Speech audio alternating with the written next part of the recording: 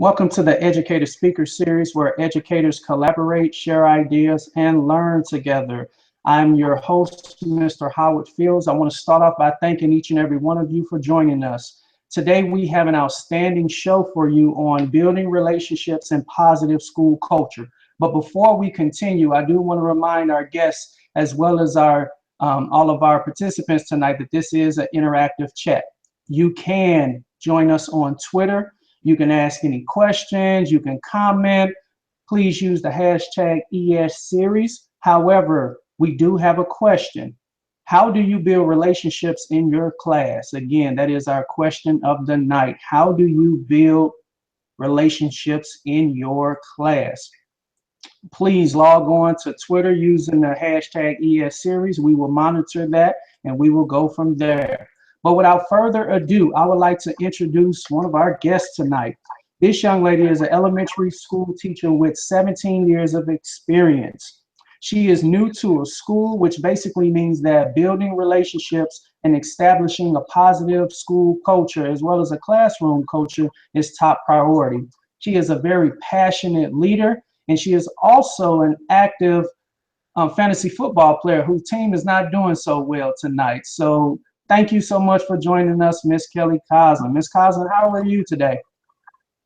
I'm well. Thank you so much for having me. Thank you for joining us. Again, Miss Coslin, it would be modest for me to say that you're off to an okay start this school year. And what I've noticed, you have a knack for really building relationships and building culture in your classroom. So I must ask you the question that I asked all of our different participants tonight. How do you build relationships in your class? Well, thank you for asking. Definitely have a lot of things that I do, but I want to encourage everyone to try to join in the conversation. Please use the hashtag ask questions. We'd like for this to be interactive. First, I want to share a quote that I try to keep in my classroom every day, so I'm able to see it and just remind myself that how I treat my students is of utmost importance. First, I genuinely get to know my students. I greet each one of my students every morning with a hug. I always have my arms out. I always ask them how they're doing. I smile.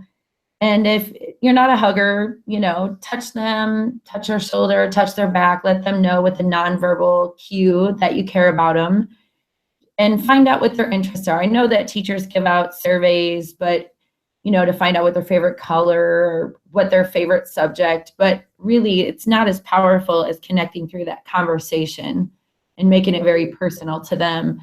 Find out if they play football or if they dance, try to attend one of their games or go to their dance recital.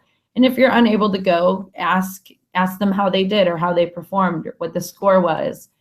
If you're struggling to find out what it is that they're interested in, maybe ask them about what they had for dinner and try to connect with them about something that they've eaten. Or a story that I'd like to share is one of my students that I have in my reading block really struggles with participating during class and when we're discussing different texts, and he wore a Pokemon Go shirt to school, and I don't know much about Pokemon, but I did ask him about the app because I do know that there's a Pokemon Go app that's fairly popular. So it sparked a conversation. Later on during the class, he was able to raise his hand and he wanted to participate. And I thought that was really important, that I found something that I could connect and talk to him about. Also, with the demographic in which I teach, they really like the show Empire. I'm not particularly someone who would watch it, but I definitely watch it, so I had something to talk to them about. Also, I shared my personal life with them. I'm a foster parent, so I like to talk to them about what's going on at home, some positive things that are going on, or maybe even some struggles that I might be going through at home. And I share my feelings, and sometimes I even ask them for advice, and so that they can actually participate in that conversation. And I share my feelings in a way that is positive, even when I'm upset or angry or sad. I tell them, I'm really sad today because this is the day that my mom passed, or I'm really excited because this weekend I'm leaving to go see my niece and nephew and talk to them about articulate your feelings so that they're able to articulate theirs. So encourage them to share their personal life and their feelings, and it will build a positive relationship between you and your students. So, Ms. Coslin, I'm guessing that this does take a significant amount of time. It's something that you have to constantly do. And I'm going to go back to the what you opened up with, which was affirmations. Can you speak a little bit about that?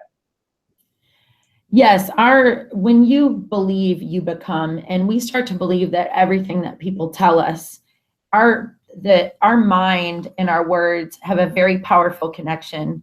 So at the beginning of the year, I start out by telling my students that they have just entered an amazing class and that this is the best class and the smartest class, and we're the most well-behaved, and we use our manners, and we're respectful.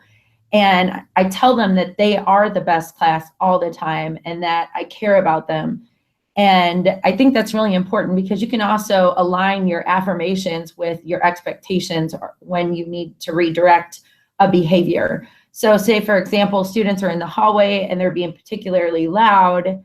So I would say to my class, I would say, you are the best class. You're very respectful. I want to remind you that there are students in other classrooms learning. Let's be respectful of them. And typically, because they stand up a little taller, because you tell them, I am such a great student, I am well behaved, I have manners, I'm respectful, and they fall into place. So, and I also encourage self-affirmations. It's really important that our students are telling themselves how great they are and how special they are.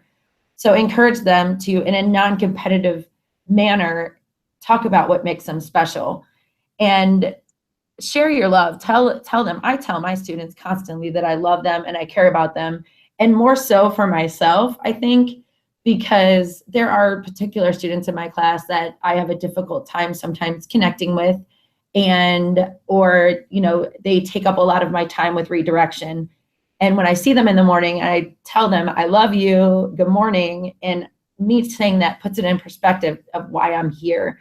And it helps me, I think, more than the students that I'm telling. And also responses. I think we as teachers or even as parents assume that students know how to respond, but responses, as everything else in academic, with math and science and reading, you have to teach them how to be respectful, teach them how to respond. So when a student is saying, when they're talking and they're redirected and you tell them to stop talking, and they say, I wasn't talking, and the teacher says, yes, you were, and they said, no, I wasn't. You go back and forth, and it's a lose-lose situation because we really haven't taught them how to respond. So if they are talking and you say, stop talking, and they say, I'm not, then just remind them, say, it's okay if you're talking. I understand you make mistakes, but try to do better next time, and have them repeat that back to you. So have them say, I apologize, I'm sorry. So my students will say, I'm sorry, Ms. Kaz, I apologize, I'll try to do better. And then make it a point to say, okay, I'm happy, you're happy, just move on. Because they are going to make mistakes and they need to know how to respond when they are redirected in a way. So when they're angry with you or with another student, it's important that they articulate their feelings in a positive manner. Like, I feel angry when what I would like from you is, and would you be willing to? So when you model that behavior, especially when you're talking to students, when you say, I feel frustrated when you are talking while I'm talking and trying to teach you something important, what I'd like from you is, if you have a question or something really important to say, to write it down on a piece of paper and I'll talk to you about it later. Would you be willing to do that? So it's a mutual respect to listen to what they have to say too, as well as what you have to say. So you really do have to teach them how to respond. So mutual respect, listen. Students want to feel like they have a voice, like you're listening to what they have to say. And in order to have that mutual respect, Ms. Coslin, I'm guessing that we can't necessarily take things personal, but when we're looking at some of the behaviors that some of our students are really engaged in, can you give us some examples, some type of strategy? What are you doing to really identify those behaviors and understand these are still children and they're just going through what they're going through at the time, and it's not necessarily personal? Right. It's really important not to take anything personal, whether it be good or bad. And there are behaviors that our students display, and they're mistakes because they don't, in what words, the truth, and there's truth behind those mistakes. For example, the 5 behaviors that most students show are attention, they must have and demand your attention. They are in power, you can't make me, I'm not going to do what you tell me to do. Or revenge, they feel like they need to hurt you. So these are your students, they may say disrespectful things or call you names or things that they're trying to find something that to hurt you with. There are your students that always say, I can't, or, I can't do this, so don't make me do it because I can't do it. That's inadequacy. And then significance, your teacher's pets is what I like to call them, the people that must be the most special. And these, I think we all can think of a student that we've had or have now that really display one of those behaviors. But I think it's important to really understand the connection between those behaviors. It's really a connection with you. And the truth is that when they're in attention, they want you to notice them. They want you to involve them. So don't necessarily, as a teacher, stop what you're doing and say, stop talking, or, they want you to do that. So they just want you to notice them. So maybe use your proximal awareness. If any of you are familiar with Fred Jones, while you're teaching, and if they're being disruptive because they want your attention, then simply just walk over while you continue to teach your lesson and put your hand on their shoulder. And that's pretty much a nonverbal cue to let them know, I see you, I love you, I know you're here. So, and then maybe later on talk to them about a positive way to gain your attention. Ms. Kazan, let me ask you this. As we take a step back, you spoke briefly about the 5 mistaken behaviors. In your 17 years experience, if you had to focus on one, if you had to get teachers ready for their first year of teaching, which is the most common mistaken behavior out of all the ones that you just provided us with? Well, I think the most common behavior is probably power. And I think that teachers tend to handle that when a student has that behavior, tend to handle it in a negative way. And I think that the student and the connection between the teacher and the student doesn't change because they haven't used a strategy that would actually help them. For example, in power, they are your students where you tell them to do something and they're not going to do it. And they're going to prove to you that you can't make them do it. And really what they want you to do is negotiate with them. They want you to connect with them intensely positive. So for example, I had a student in my class just last week who was really upset, and he wanted to know right now why he had 2 checks. And I explained that I understand why you're mad. I would be mad too if I were in your situation. But right now, it's the end of the day. We can't really talk about it now. People are walking out to the buses. Some students are going to after school programs. I can't really discuss this because the person that you have a concern with isn't here. So if you just wait and we can talk about it in the morning. And I really tried to connect with him about telling him, I understand how you feel. I would feel the same way. However, this is what's going on right now. So why don't you go to the bus and then we'll talk about it later. And he really understood, and he was, okay, I understand, So I really try to connect with him, saying that I would feel the same way. So I think power is one that teachers tend to go back and forth with students. The teacher wants to show you, I'm the boss. I'm the teacher and you're the student, and this is how you should act. And unfortunately, that's not the way that you handle a student who's showing power. You would actually don't even engage in the power struggle. Don't argue, don't fight, don't fuss with them. Say what you both want, but you want to start with what they want first. So I understand that you're upset.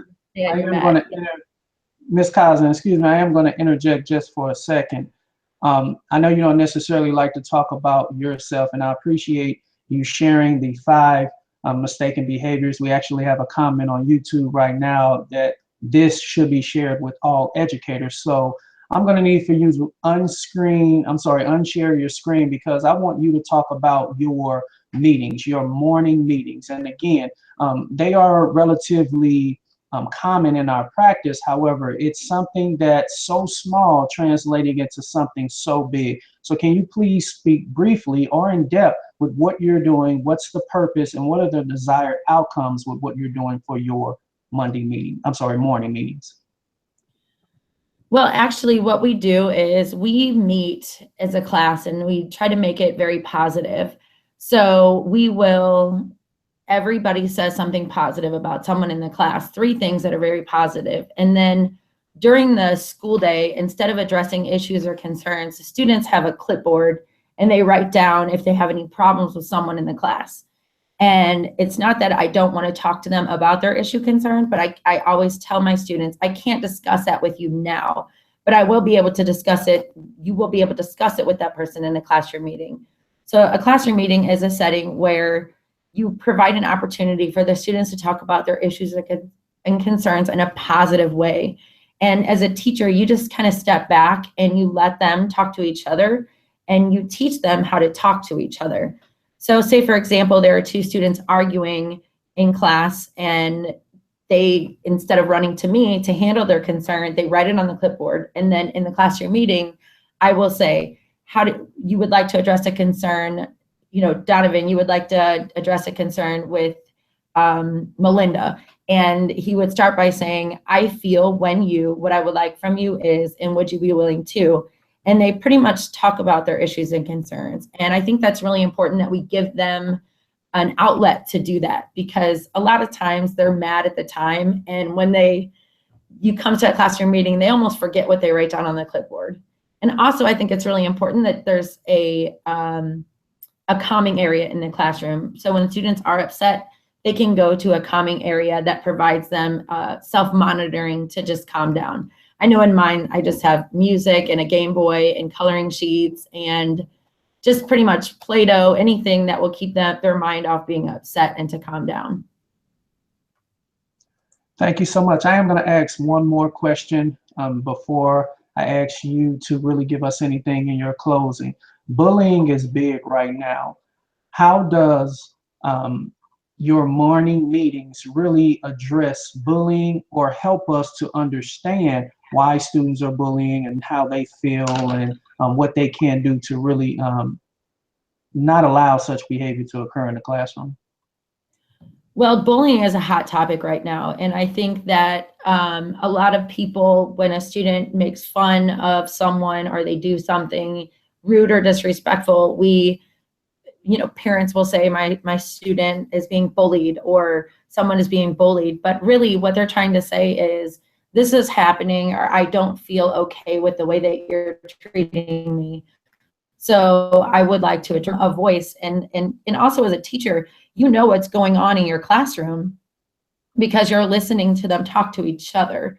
You're not necessarily talking to them, but you're allowing them to talk. So when you hear certain students always talking to another person about a behavior and they're expressing it, but the behavior doesn't stop, then you might need to step back and say, if this is constantly happening, you might need to bring those 2 students aside and talk with them about what is going on and find out if it's being, the bullying is being reciprocated, or if it is truly a bullying, if it is bullying. But it also gives students that wouldn't come forward because they don't feel comfortable to say, hey, I'm being bullied, because they may be embarrassed.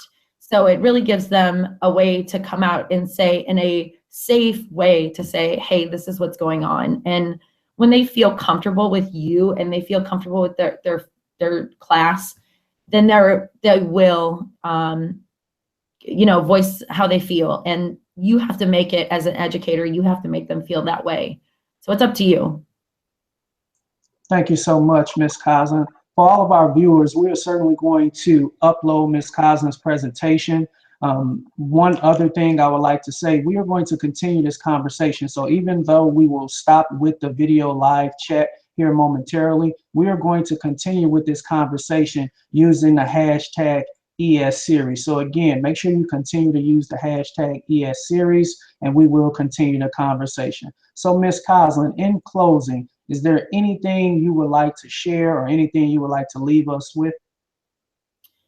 I just want to leave you with, always tell yourself before you walk into the classroom every morning that you're here because you love them and you care about them, and let that be the driving force with your entire day as far as your instruction. And once you have those relationships and those connections with your students, educating them becomes fun, and it becomes something that you wake up every day and you can't wait to do. And it's not something that we take for granted. You are touching these children's lives, and let them know you care about them and let them know you love them.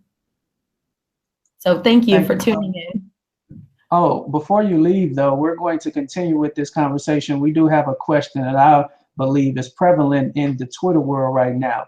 How can teachers be reminded of the 5 mistaken behaviors as it relates to building relationships? And that is from @Jarita So I'm going to ask the question one more time. Thank you, Jarita How can teachers be reminded of the 5 mistaken behaviors as it relates to building relationships? Your response, Ms. Cosmo. Well, I think that when a student is acting a certain way and they need to be redirected, it's really important to understand how we feel to be able to address their behavior. So if a student is, for example, and you feel very charmed by this student, but they're very irritating, you might understand that they are in attention. So because they want your attention, you would address that with a nonverbal cue and talk to them about it later. So really, it's looking at the way that you feel and trying to identify what the student is doing. And that can sometimes become difficult. For example, significance, those students that want to feel the need to be right, they have to be the best person in the class, they have to be the most special. And it's up to us to use a strategy to let them know that they're valuable. But your question is, how are you reminded of those 5? I know I keep those 5 mistaken behaviors on a chart in my classroom. And if you'd like, that is also part of the PowerPoint that we're going to share later in the video. And that will also give you strategies on how to address those 5 mistaken behaviors. Again, thank you so much, Ms. Coslin. I am going to ask you to answer or respond to the following question, but we are going to do that offline. I do want to thank all of our viewers for tuning in today as we wrap up our second show. Next month, we will begin to address the STEAM, science, technology, engineering, arts, as well as math, and how are we integrating that in our instruction. We have an outstanding lineup for you all, some gurus, some experts that will contribute to the discussion. But Ms. Coslin, if you don't mind, I need for you to get on Twitter, which I know you are already on Twitter, and respond to the following question. How can building relationships and positive classroom culture promote and correlate with PBIS? This is from @MMG6459.